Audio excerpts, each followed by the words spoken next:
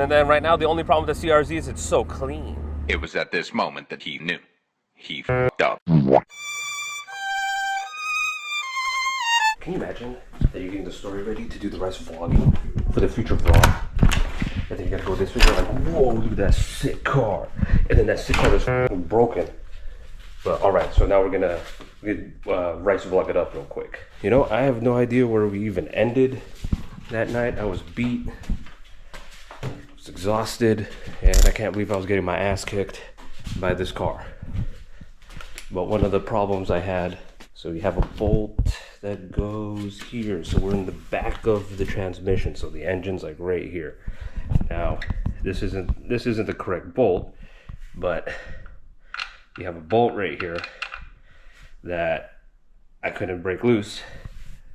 I had the axle partially pushed out. I think if I had taken the axle out all the way, I would have had enough room to break it loose.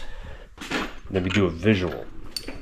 I would have had room to break it loose because the wrench arm was hitting it, and then there's no space here. The engine block's right here. But you might be asking, well, why didn't you just take out the axle? Well, it's late at night and I'm not about to be hammering on something and then have the neighbors complain. So what I tried doing was removing the wind cowling, thinking I could get it from the top maybe. So we removed the wind cowling. We removed, there's a heat shield that goes right here. Thought that would give me a little bit more clearance. But what I ended up doing was, you can see this heat shield right there that I unbolted. I moved that out of the way. And then let me do another visual. I think I had, this doesn't belong there. I think I had this extension and a 17. But what I ended up doing was, I got my tool here. I put it on it like that. I got it hooked up, and then I went underneath the car and then just went ham. Did I even get anything? So again, the visual. Look, you can't even see anything on your flashlight. So I went this way and got it on the bolt, went underneath the car, and with that amount of play, I was able to break, all I needed to do was break it loose. And then I was able to break that bolt loose. Or maybe in this video, what I should do is just do the, okay, it's out now, and then have people ask, oh, how did you get this bolt out? I figured it out. But I also didn't need to remove the subframe. You can't see it again. I also didn't need to remove the subframe. There's actually enough room, I think.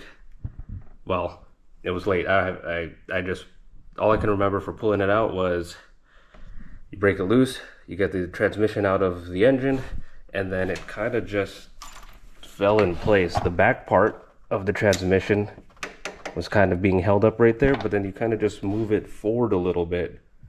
It clears this, and then you just drop it down. You have to drop it like it's hot. Oh, one of the other things, see this bolt? I believe this bolt goes here? Yeah, I'm pretty, wait, let's see. So on the way out, I was getting held up, and it's because I had left that mount in here with this bolt.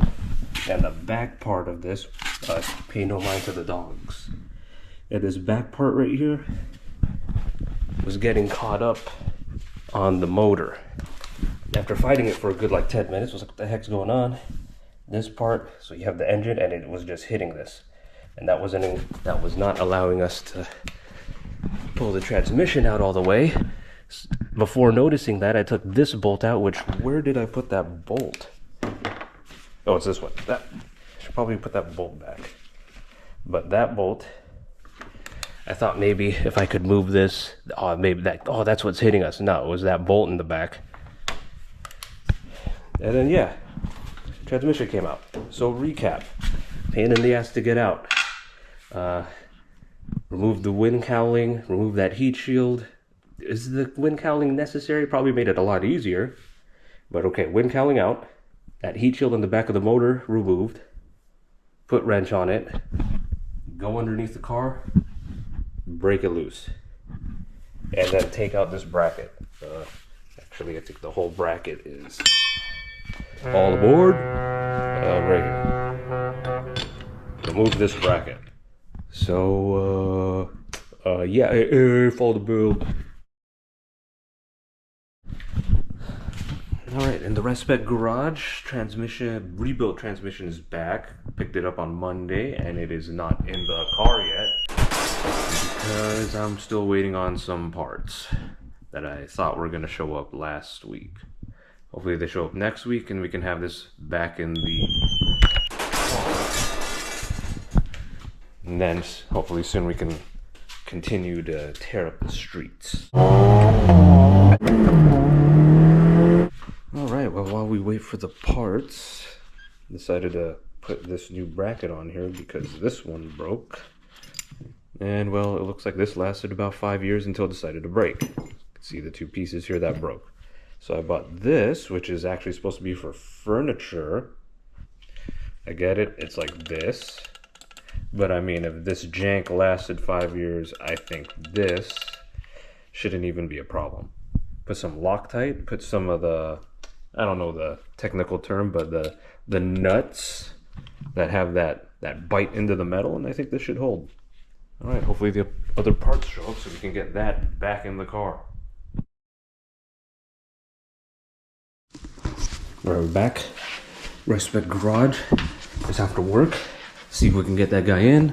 The parts finally showed up, and I'm probably gonna just put the camera down and just stay focused.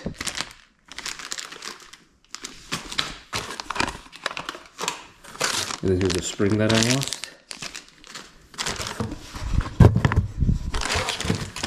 So just decided to buy this anyway since I'm buying all this stuff.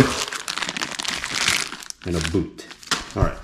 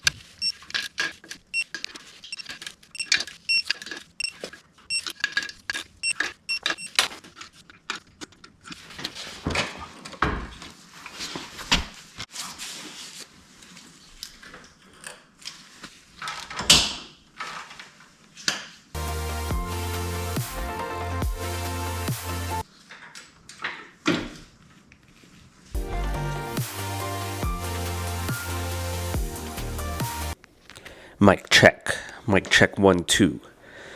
Mic check. Welcome to commentary by me on my own video right now. So I do end up having a hard time getting the transmission back in because of the jack. The jack was a bit bulky, was hitting the subframe. So yeah, getting the transmission back in with the jack was a bit of a mission. And the GoPro dies, but I do end up getting the transmission back into the car. And I don't talk much, so I'm talking right now via this commentary on my own video. Mic check. Right, mic check. Reading the notes notes that I have on the screen right now, because there's no way I'm going to remember all of this. So the hard part about getting the transmission, or how do they read? How do they read? The hard part about...